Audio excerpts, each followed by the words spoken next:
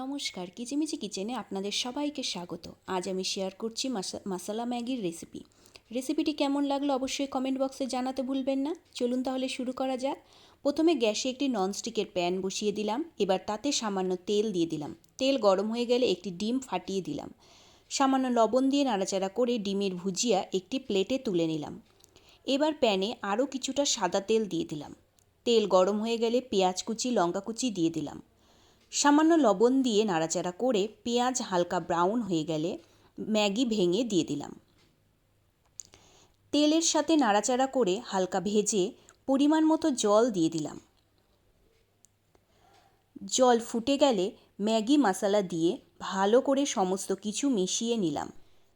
Maggi 5 minute ফুটিয়ে ডিমের ভুজিয়া দিয়ে দিলাম। ভুজিয়া ম্যাগির সাথে মিশিয়ে ফ্লেম লোতে রেখে টমেটো সস, মেয়োনিজ দিয়ে আরও একবার সমস্ত কিছু মিশিয়ে নিলাম। নামানোর আগে সামান্য বাটার দিয়ে সব কিছুর সাথে মিশিয়ে নামিয়ে নিন মশলা ম্যাগি। গরম গরম পরিবেশন করুন। ধন্যবাদ।